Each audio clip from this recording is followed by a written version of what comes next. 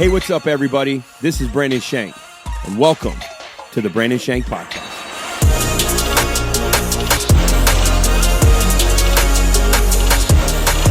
What's up, everybody? Welcome to the podcast. Hey, before we go any further, we got to pause. It's 9/11, and so we just want to take a minute, honor all those who lost their lives before, during, after. I think it's one of those things for us. Everybody remembers where you're at on that day that was here, you know? Like my kids having no context, it's hard for me to believe that I was alive during this event that they don't even understand. But there's over 10,000 responders who were in the World Trade Center on that day who've been diagnosed with cancer. And they say the deaths of the workers will soon outnumber those that were killed on that day and already have. So just for all the families, and, you know, this is a day for all of us who were here during that time that is, I don't want to say the word special because it's not special. It's far from special, but something that it just every year it takes the wind out of you and you have to stop and you just, I don't think we honor people by remembering that day. I think we honor people by remembering their heroic efforts, you know, because nothing about that day was something you want to remember. But I think that all the people who fought, the thing I remember the most is just the people running through the streets and all the first responders running in, just an incredible act of heroism and just all the heroes that we lost on that day and continue to lose. So many people willing to put their lives on a line for others is just such a biblical principle that, you know, this day reminds me of that more than anything. So thank you for all you families, you know, near and far. Just thank you so much for all that. Love you guys. So I had, like we just talked before we got on here, I just got back from vacation with my wife, went away for a little bit. And I was telling you that no matter how much you say, like, how was I? I was like, man, it was great. But there's always that part of you, no matter how long you go away for vacation, that you're always like, man, well, there's stress when you get back. So you get to the point in life where it's not like, oh, vacation, I get a little bit of a break, but you're always coming home to something, right? And there was nothing big, nothing I came home to in particular. But it was a great vacation. Got to eat a lot of good food, watch a lot of football, which has been awesome. But I have this thought, because it is football season. You know, everybody's in their houses during the fall. No matter how beautiful it is outside, everybody's inside watching football. And I had this thought. You know, years ago, did you ever go to a baseball game and almost get hit by a baseball ever in your life? Not a baseball, but banana. Okay, Savannah Bananas. Well, I remember back in the day watching baseball, and it never occurred to me we should have nets. I never thought that because I was like, oh, it's baseball. You don't need nets, right? Well, then they put nets up, and you think about, I remember watching baseball. And I remember Boston where this one lady got hit in the face, and they're carting her out. Like, people were dying from getting hit with baseballs, right? Yeah. People are coming to near-death experiences because they're getting hit in the face. Children getting line drived in the head with flying baseballs. And so then you go to the place where you think, looking back, who ever thought it was a good idea for us to put fans 40 feet from somebody who can swing and have a 110-mile-an-hour ball come off the bat and hope that we can get out of the way while we're eating our nachos and drinking our beer or whatever it is people like to do? You know what I'm saying? Yeah, absolutely, yeah. Like, whoever thought, you know what? This is going to be great, man. This is going to be a great idea. So then they came up with this mandatory thing that you have to put nets up, which is a phenomenal idea. I don't know if we've seen anybody get carted out since then, right? Put the nets up.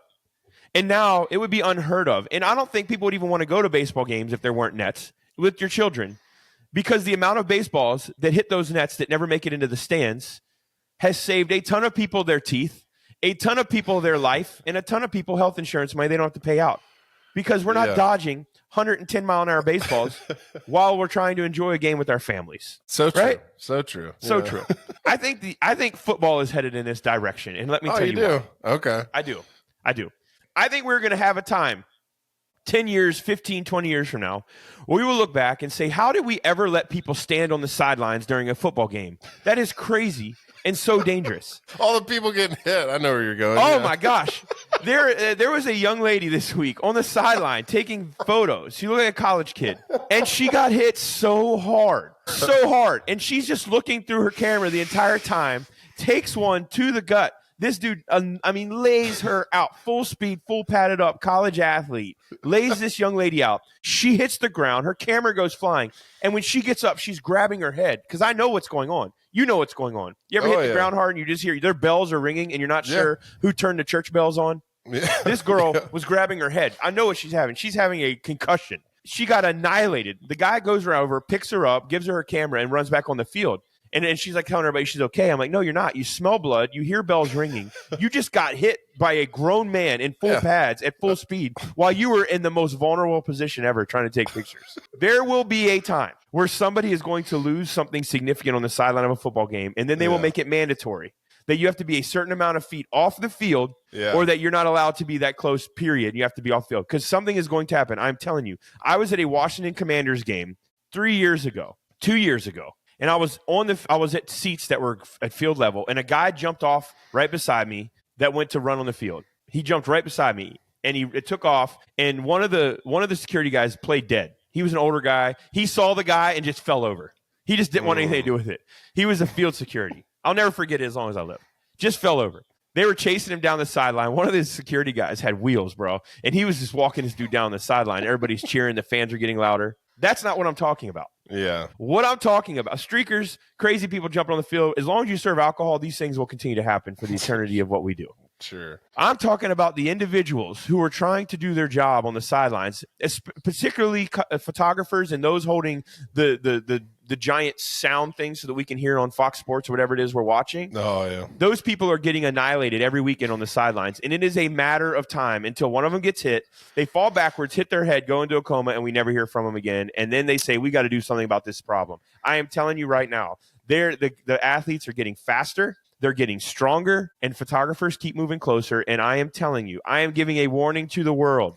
Do something now because somebody is going to die. Yeah. They're going to die. Maybe you already have. Somebody is going to die, and it is going to be a big, big problem. And there is going to be lawsuits, and there is going to – I'm just saying, in all of the football I've been watching, this is the one thing that I cannot believe. I'm like, people are standing all around this guy swinging 100 miles an hour, and there's no nets. Yeah. That's exactly what my thought is. You got these innocent people taking pictures, and they are going to lose their lives. Yeah. It is going to happen.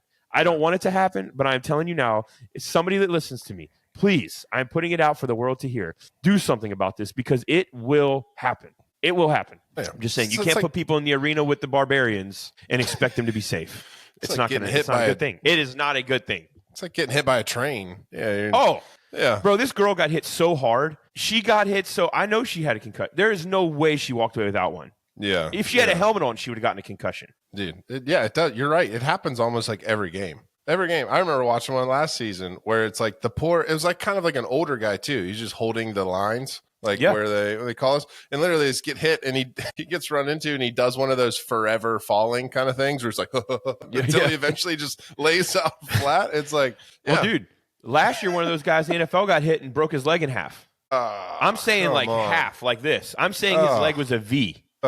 It's just you can't put people that do not have pads on 10 yards off of a field, 5 yards off a field, and expect them not to get injured. When you think about it, they don't do it in soccer. So it doesn't exist in soccer. It doesn't exist in hockey. The only two sports that this exists is football and basketball. Because they still have photographers in basketball, yeah. There have been athletes get hurt because of the photographers. Yeah. And there have been photographers get carted out because of the athletes. Yeah. They're the only two sports. You know we have the technology with lenses where we don't need to be that close. No, yeah. I think it's a disaster. If I'm an athlete, I want nothing to do with it. Yeah. If I'm in football, especially football, I was thinking the other day, I was watching these guys, and I'm thinking, there's not that much room outside of the end zone. Like, there is not a lot of room. So if you miss your double toe tap and you go flying, you're going to hit somebody. There's nowhere that you can land. Now, if you get in these smaller colleges or some of these games that people aren't as interested in. So I realize we're talking not about there's always people on the sidelines, but I realize you get into some of these smaller divisions, and this is a 10% problem. I get that. But it's just a matter of time. Whereas in baseball, every baseball field everywhere needed nets. I understand the difference. But I am telling you, it is a matter of time. I don't understand too why, like in basketball per se, that there's the line where you're out of bounds. Why is there such small space between that and like the bench? There's plenty of clips of people trying to save the basketball from going out and diving into chairs and seats. Like, why not have enough space that you could lay out? You could dive to save a ball and still not dive into chairs. Well, it's what athletes have been saying forever. It's what athletes have been saying forever. It's not about the athlete. It's about the entertainment. It's about the money. So they're selling as many seats as they can, pushing the athletes closer. There is not a concern for their safety or else those things. And it creates a cool environment because everybody's on top of the players, but it creates an unsafe environment for the athletes that are, you know what I'm saying? Yeah. I'm waiting for one of the Final Fours where they have those stadiums built, those basketball courts built in stadiums that drop off, where somebody just goes off the end and you can't find them. Where they just dive off the end, and you know what I'm talking about. A lot of times the floor's lifted, which I think the environments are electric. I love them. I don't want them to do away with it. I'm not saying that. But I'm just saying there is a lot of environments when it gets in these big TV environments that are not created for the safety of the athlete or the photographers. For the love of God, help these people. I am telling you now, it is just an inevitable thing that will happen. And the reason I'm saying it now is you've always seen people get hit and they laugh it off or they fall over and people get hurt. But I'm starting to see, I've seen it twice happen this year already. Photographers get hit so hard because these athletes are faster and stronger. And the one photographer got hit by an athlete who, it was a football player who just got hit by another player. And so you double that velocity. I mean, it was just, I was like, oh my gosh. And it's so basically 3 people get hit. One of them has no pads on and holding a camera. I'm just like, dude, this is a matter. There's a car wreck. You're really basically getting in a car wreck on the sideline. I mean, it is what it is. Hey, I'm just saying, I'm putting it out there. Please do something. Believe you. Do something. You know what I mean? Just push them back another 10 feet. I don't know. 10 feet. Do something. That's what I'm saying. 10 feet. It's not that much. 10 feet. 10 more feet. Give them a little bit more time. And I know it can still happen, but they're gearing down more and more. I'm just saying something has to change because it's going to happen. I'm calling it, man. I don't want it to happen. I want to be wrong. But I won't be. I promise you I won't be. There's something else that's interesting is the NCAA is actually being sued right now by former Michigan Wolverine football players. So there was this thing that they put in that starting in 2016, you can be compensated for money that you never got. And so there was like this antitrust lawsuit filed to the NCAA by athletes. And so now there's Denard Robinson, I think it's Braylon Edwards. I think that's who it is. They're suing the NCAA and the Big Ten for $50 million, along with some players, for money that they didn't get while they played in college. Basically, the naming rights that they didn't get, the NIL deals. And what we are seeing here, folks, is just a giant storm of doo-doo that is going to blow up in our face, because now you're saying we can backdate money for players and naming rights. What happens to like the Reggie Bushes who got in trouble? They're now reinstating stuff of him, and the Johnny Manziel doesn't look like such a bad guy anymore because Johnny Manziel was trying to capitalize on his fame. And the truth is Johnny Manziel was a better college quarterback than he ever was a pro quarterback. So his money in college would have been greater than what he would have ever made in the pros. There are guys now that are staying in college because their NIL deals are good and they couldn't make that kind of money in the pros. So they stay in the college for one more year to play because they're like, well, I'm making the same money. Now I can stay with my team. But I'm saying this, when you start paying 18-year-olds millions of dollars, you have just lost your goods. You've lost it. Because you think those 18-year-olds can tell their moms and dads and all these people who need the money who probably haven't been. There's a lot of parents out there who have not been very good with their money or have not prepared for their life. And they're going to use these young kids' money, and these kids are going to be 25 and have nothing left, and millions of dollars are going to be gone. And if mom and dad can't take care of their money, then they ain't going to take care of it now. I'm telling you, man, these families are pillaging on these kids. And then there's a lot of kids who are good kids that are making it, that their families are putting it away. So there's both sides of it. But I'm telling you now, I have seen it even in the world that I've coached in, on the small level world. The pressure of parents on kids today is already hard with sports because it's not about the kid. Now you add the NIL, bro. It's like, I think it had to be somewhat of a relief for a kid when he was in high school, knowing that I'm going to be a D1 athlete. It had to be somewhat of a relief, knowing that he was going to have a couple years in college. But now you don't get that. You're going to be a millionaire at 18 because you're one of the highly recruited quarterbacks. And now you got to deal with all that money. Who's going to make those money decisions for you? You see what I'm saying? It's just, this is going to affect families. This is going to affect the core families. And I know you're like, well, it's a small percentage. Not everybody's on NILs. I get that. But basically, you've just extended the NFL. That's all you've done is just you've extended it. It's just turned into a storm. I remember I said this last year on the podcast that this NIL is going to ruin so much in sports. When you start paying athletes like this, I think athletes, I understand that when you see $100 million facilities, you're like, well, man, that dude won the Heisman. He built that. I get that. And I think there has to be something, but I don't think there are ways to do this. And I think right now the way it's being done is dangerous because it's all money.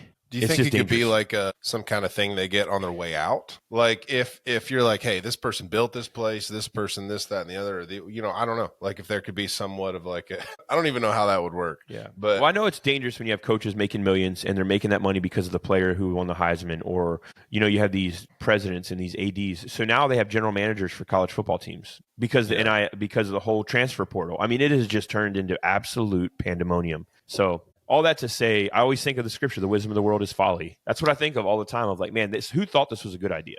This was going to be the solution.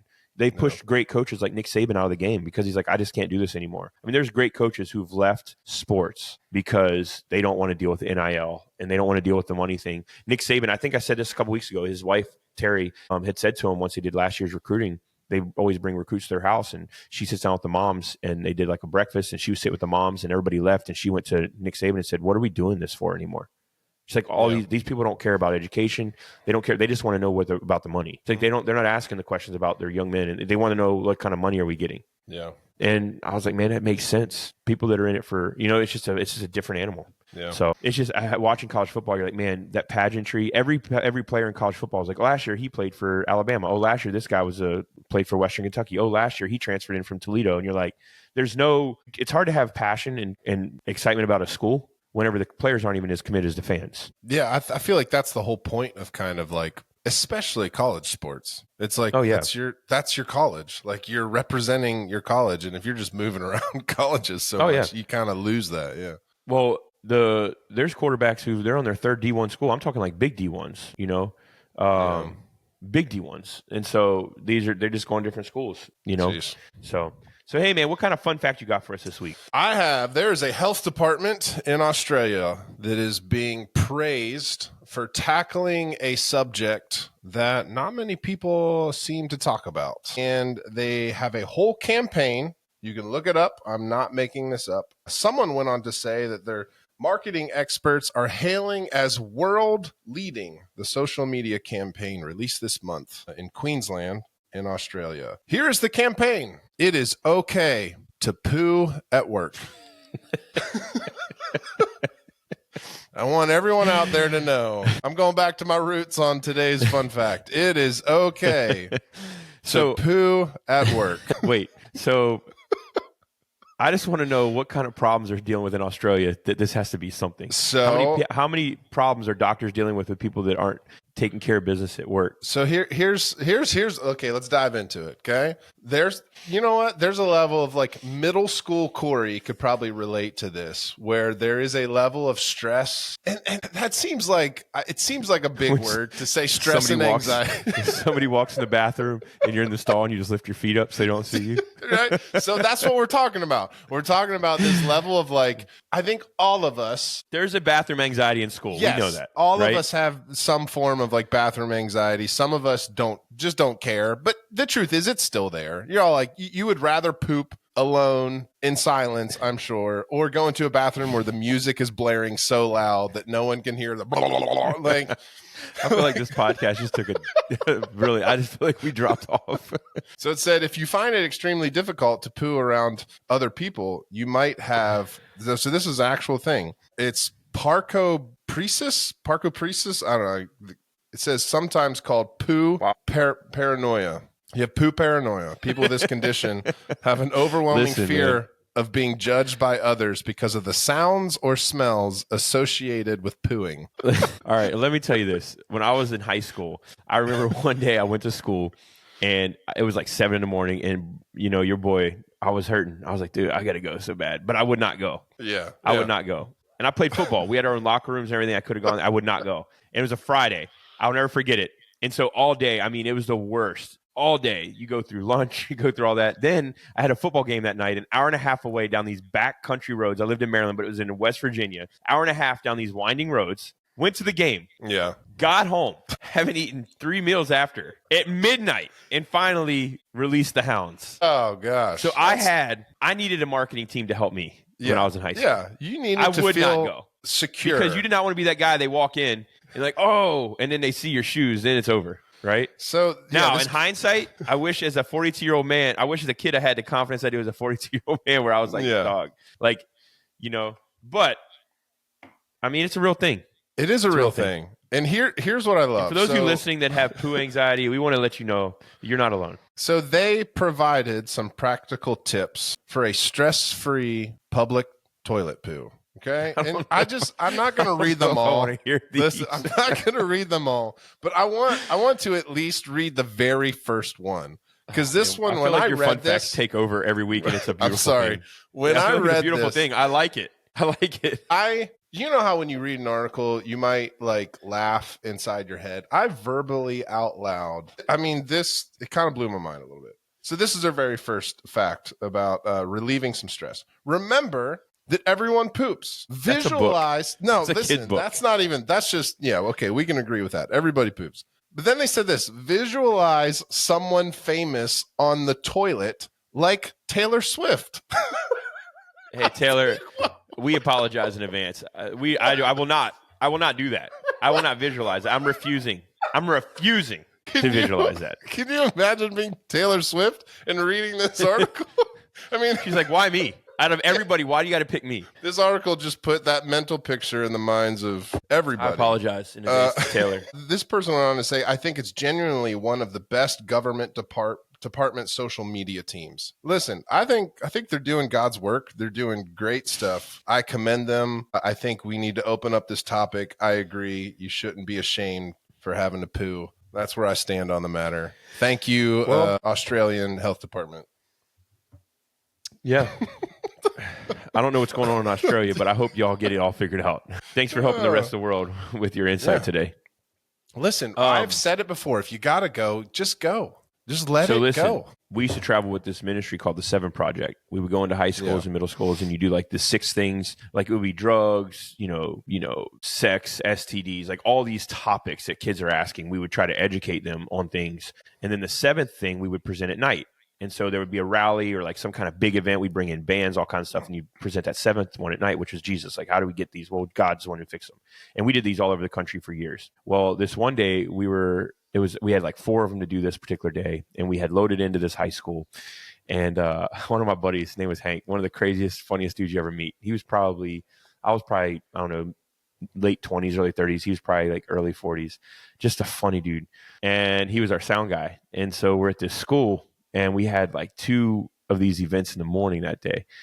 And so we got done one, and we were probably like 30 minutes in between before the next one goes. And Hank comes back. I said, bro, where'd you go? Because I couldn't find him. I was looking for him. There's a whole team of us. I mean, there's like 25, 30 people that go to these things that like it takes to do these things.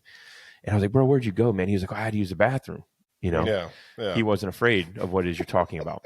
And I was like, where'd you go? Because they were usually like bathrooms that we could use. And sometimes they would show us like, stuff like, hey, this is for your teams if you need them. The dude went to like the bathroom in the main hallway in the middle of class changing. I'm like, bro, you're a 40-year-old man in the middle of these kids' bathrooms. He was like, bro, there was a fight. I was like, what? He's like, yeah, man. He was like, I was in the bathroom and just doing my thing, and the class changes. And so now I'm like trying to be super quiet because I don't want them to know I'm in there. He's like, and there was these 2 little like kid gangs. And these 2 boys start going at it, and they start getting in each other's face. And so I hear them start threatening each other, and their little homies behind them are starting to threaten each other. He was like, and so I'm in there, and they didn't know I was in there, especially not an adult. I was like, so what'd you do? He's like, bro, I just lifted up my feet and just held it tight until they left. I was like, man, you about to get beat up in the middle of West Virginia trying to do good for these kids because you're going to the bathroom trying to be all quiet back there. I said, you should have just let it be known that you were back there. Do something, make a noise, I have one quick story. I'll try to make it quick.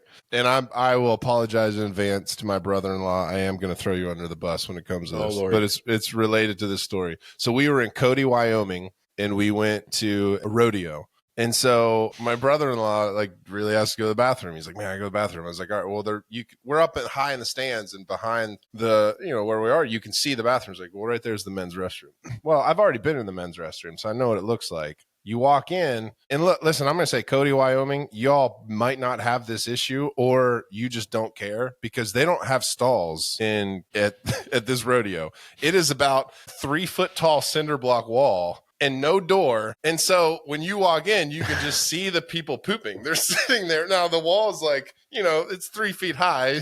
So I guess the important stuff's kind of covered, but there's like 3 of them. And so to get to another one, you got to walk past a guy that's just pooing right there in the open. And so clearly I watched my brother-in-law walk in. He walks directly back out, and then he turns and he starts walking down the street. He goes to the highway and he starts walking down the highway. He walks like a mile something to a bar to use the restroom. He's been gone for like, I don't know what it is. He's been gone forever. And then he comes back and we're like, where did you go? He's like, I wasn't pooing in there. So he went to some bar down the street, and he's like, then I felt bad. So I just had to sit there and order something because I was like, what? It's like you're never going to see these people again in your life. Just You go just paid poo, $15 to walk a mile to go to the bathroom.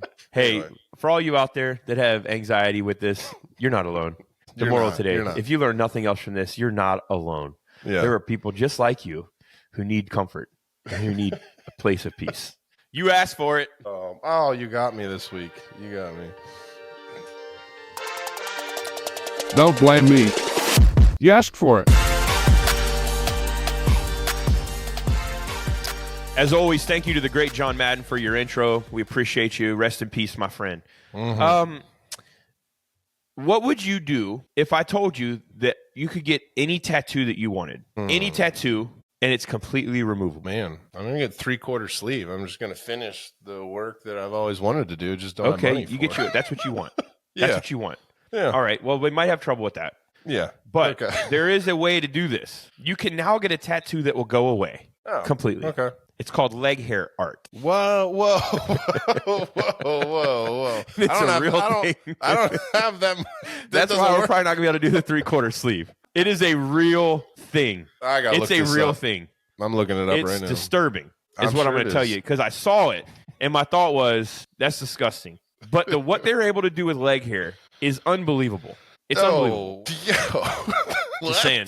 You want a tattoo, this is your time. Get your 3/4 sleeve. And you can wash that thing right off with when your hair goes back to normal. There are some people that could get a full body tat and you'd never know the difference. That's for sure. Gross. Where's the back hair art? See, now you're nasty. You're nasty. You're reverting back to where we tried to come out of a couple minutes ago. That's my bad. No, but I mean, so all you out there who want a tattoo, leg hair art, it's a thing. That's a thing. wild. Okay. All right. So, hey, don't look it up. Just trust me, guys. Don't look it up. You'll be disturbed. It is a little disturbing. It is a little disturbing. So a lot of you know in the news, we're going to talk about the thing everybody else is talking about. Tyreek Hill, the receiver for the Miami Dolphins, was detained on the way to the stadium this past Sunday, 3 hours before kickoff at Hard Rock Stadium in Miami, Florida. He was forcibly removed from his vehicle, thrown on the ground, handcuffed, and then pushed back on the ground by an officer who apparently has had a very bad life or a bad day or somebody who just has an attitude. I don't know what, but the more body cam footage you watch, the more enraged most people are getting for rightful reason. So I want to say a couple of things before I say a couple of more things. Number one, they were wrong. The cops cannot be bullies. That's the problem, right?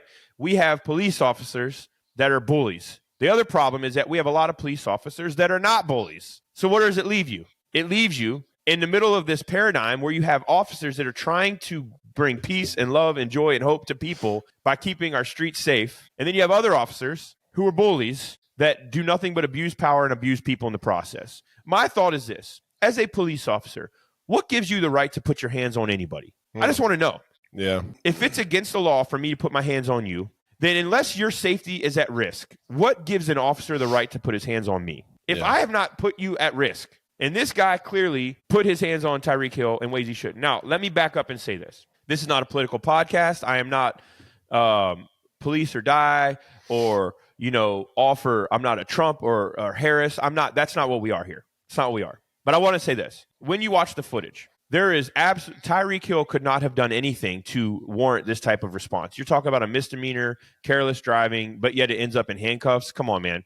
But let's back up a little further. Let's back up a little further. He's in a blacked out car, and in Florida, you can have your tent as dark as you want. So his tent is limo tent. The cop comes up to his car, knocks on the window, and Tyreek Hill, you can hear him say, "Hey, don't hit my window like that." All right, first mistake. Don't be disrespectful. He's trying to get you to wind down your window. You had to roll down your window. Yeah. So he says, "Please roll down your window." Tyreek Hill rolls down his window and he says, "Don't touch my window like that. Don't tap my window." And he says, "Hey, I need this." And then he puts his window back up. Well, I understand at that point, this is not the police officer who initially stopped Tyreek and was in that conversation is not the same guy who was doing everything else. They're two different police officers. Yeah.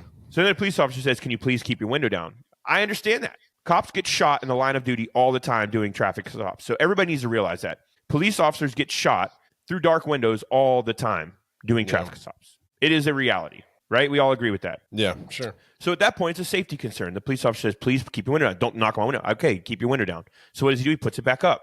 So the cop says, "Hey, if you don't put it down, you're going to have to bring out the car." Well, then another cop comes raging out of the back, and he says, "Just get out of the car." And he grabs Tyreek Hill and throws him on the ground. If that is not assault, then please help me understand the definition of what our legal system thinks assault is. Yeah. No matter how you look at it, the first police officer was dealing, Tyreek Hill was not being cooperative. It's evident, but nothing he did could warrant assault, right? Now, this is not, the world does not need my opinion on this. They're getting it from every podcaster, every news station, every professional athlete, everybody saying this is ridiculous. And we all agree it is. Tyreek Hill, he is not the picture of, the perfect citizen. He knows that. We know that, right? He's been in his own stuff, had his own legal troubles, all those things, right? We're not throwing Tyreek Hill under the bus. It doesn't matter if Tyreek Hill was a drug dealer kingpin. If it was a misdemeanor stop, and he's not that, but it was, and that's not even, his charges were never about that. So I'm not even insinuating that with Tyreek Hill. I'm trying to say, if he is honest, and this is a Spanish guy or a Hispanic guy that tore him out of the car. It wasn't like this just white on black crime, which it will be because it's light skin versus dark skin. It always turned to that. We get that. And honestly, the history and the past of our nation, I get why it does. All right. Doesn't matter what crime that person has committed in the vehicle, unless they are holding something, unless they are brandishing a weapon, or unless they're doing something that puts your life at risk, and you are defending yourself, or you are trying to de-escalate a situation, there is absolutely no reason for a police officer to do to Tyreek Hill what this guy did. The problem is he does it all the time, and he got caught on camera this time. And so it's just, I'm just sick and tired of the same conversation, and I can't imagine how sick and tired people are, particularly black people, that have to deal with this all the time. It's got to get old, and I can't relate. I'm white. I mean, I've been pulled over, I've been let go, I've been pulled over and been given tickets. I was pulled over in high school once. I had 3 of my best friends in my car. They were all black, and they pulled me over. I was driving, and cops come to my passenger side of the car. He says, "Hey, and they were smoking Black and Milds. I think we were in high school. I wasn't smoking them. My buddies were. My mom's going to listen to this podcast and be like, what? You had friends smoking Black and Milds in high school?" And he comes over to the passenger side, and he says, "Are you guys smoking weed?" And we're like, "No." He says, "There weed in the car?" We're like, "No." He said, "Okay, have a good night." And that was it. And I'm thinking, well, why would you ask if there's weed in the car if it didn't have 3 black guys? Like, that's definitely a stereotypical, you know what I mean? Like, you wouldn't ask that if it was just me, most likely, as a white kid. So, I mean, I don't understand, but I don't relate, but I can understand. Like, I've been in those situations with my black friends, but these guys, Tyreek Hill, how many times has this happened to guys on side streets in Miami that aren't Tyreek Hill for no reason? I mean, it's absolute assault. I think the thing that baffles me the most about the whole thing is the guy got placed on administrative leave. What are you looking for? You're doing your due diligence. What more do you need to see than Tyreek Hill was not cooperative, right? He wasn't. And then an officer rages on him and throws him out of a car and puts his knee in his back. And then Tyreek Hill is standing up, and they tell him to sit down. The officer goes over and slams him tells him to sit down and slams him on the ground, puts him in a chokehold. Like, what do you need to see? What are you investigating? Well, everybody's opinion in the matter. We need to make sure it's all legal. I'm telling you, you have a video evidence of somebody being assaulted. What are you trying to discover? This is the thing that frustrates me about the legal system, about the way cops and everything else have been handled. There are police officers who are great people, who are doing their best to help our world. And my hat goes off to you. Thank you for putting your life on the line. It does not go unnoticed. And I know you're stuck in the muck with all these other guys who are bullies, right? There are some great police officers, amazing men and women who put their life on the line. And I can't thank you enough. And the world needs to thank them. But then there are guys like this who, maybe the guy was having a bad day, but I don't think so. When you're willing to do that to a person, and I hope this guy finds hope, hope he finds help. There's definitely an anger problem. The bigger problem is that nothing is changing. When is this stuff going to change? When are these conversations going to stop? Luckily, it's a conversation about a professional athlete who had Calais Campbell and these guys stopped to say, "Hey man, what are you doing to my homeboy? Like, this guy is getting destroyed." Right. And for those of you listening, I don't say homeboy. It's not a black-white thing. I say it to everybody. Corey knows I always say, "What's up, homies? What's up, homeboys?" So just before anybody tries to make accusations about something I'm saying. But it's Calais Campbell stops. And they were threatening him, like, get in your car. And it's like, it went where it didn't have to go. And I guess in a way, I'm not trying to vent on this podcast, but I get it. Everybody gets it. But the thing that stinks, just like gun control, we got shootings in Atlanta high schools. We got shootings happening all over the place. We got guys shooting off the interstate in Kentucky. I think everybody makes such a big deal about who's going to become the president. Everybody makes such a big deal about, but no president, they tweak things. But at the end of the day, what is really changing? Like, tell me, somebody enlighten me. Yeah. Enlighten me. You put your hope in presidents. You put your hope in guns. You put your hope in... Listen, there's a reason Jesus is the only hope of the world, because unless people know him, nothing's going to change. Unless people, that doesn't mean you won't ever sin, but it means you will have some common sense. You will have some wisdom. You will have some things in your life present. The Bible says the fruit of the Spirit, love, joy, peace, patience, kindness, goodness, gentleness, faithfulness, self-control. Those things will be present in your life. So this is why it's crazy to me. This conversations, let me tell the world something. The conversations about this will not stop. Racism has been a part of the world from the beginning. It's not going anywhere unless Jesus is infiltrated. That's it. It's not going anywhere. There are cops in small towns, cops in big towns. There was a movie on Netflix called Rebel Ridge. A very interesting movie. Have you seen it? I have not seen it. I have it on my. So I just watched it this week. It's a crazy movie because honestly, man, it does make you think about what goes on when people don't know, right? But I don't want this to be a bad indictment on police officers. We have police officers that, like I love police officers. I'm grateful for what they do. But there are these, and they're out there, and there's a lot of them. There's a lot of them. It's just what it is. Yeah. When I lived at Hope Avenue, those of you who don't know, my wife and I lived in the oceanfront. We lived right across from one of the toughest projects in all the city, a couple thousand people. And in fact, Pharrell grew up there. Pharrell Williams, it's called Atlantis. Pharrell's doing a musical that's going to be next year launched. It's called Atlantis. It's where he grew up.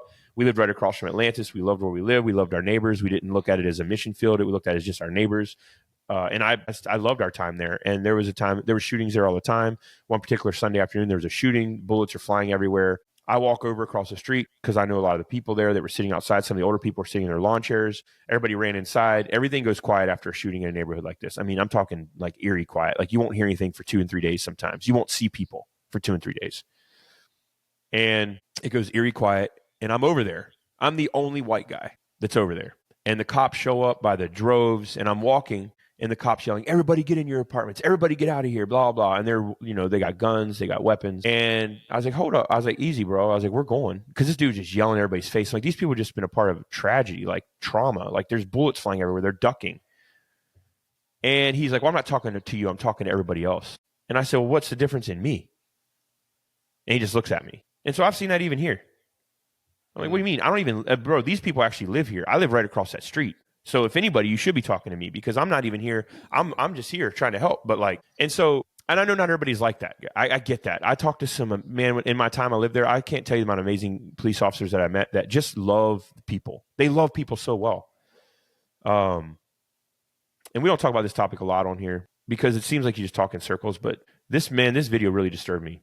It really disturbed me because I just couldn't imagine. What do you do as a citizen when a police officer does that to you? What can you do? Did they know who he was? No, I don't think originally. Okay, because I think the dude's driving. I think he's driving a Lamborghini, and it's blacked out. I mean, and he's 3 hours. It's 3 hours before kickoff. Right outside Hard Rock. You got to think, but it's Miami, so maybe there's a lot of people that drive cars like that down there. Yeah, it might be typical. His thing. You see a lot of that, even in Virginia Beach. You see a lot of. Honestly, I see a lot of Lamborghinis and Ferraris around here. You get on the oceanfront.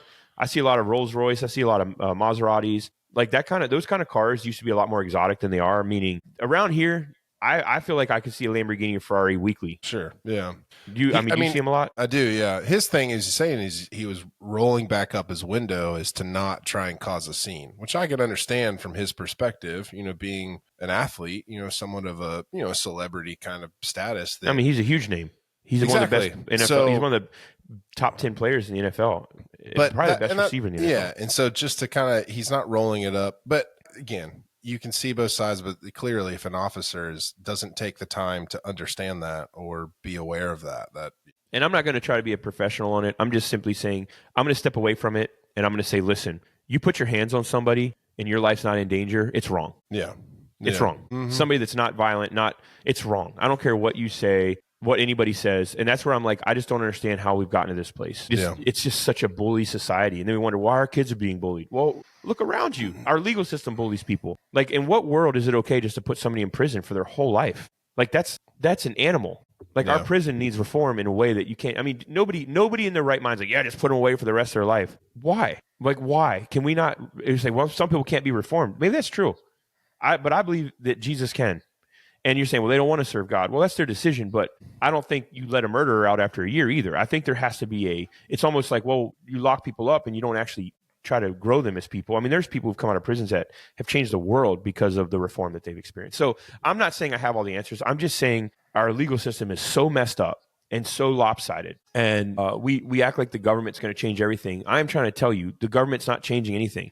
The tweaks that are made are fine, but listen, Jesus Christ is the only answer to your life. You can't control the government. You can't control the police. You can't control the Tyreek Hills, but you can. I always tell my kids, you can't control what people say or do, but you can control how you feel. You can control the way you respond, right?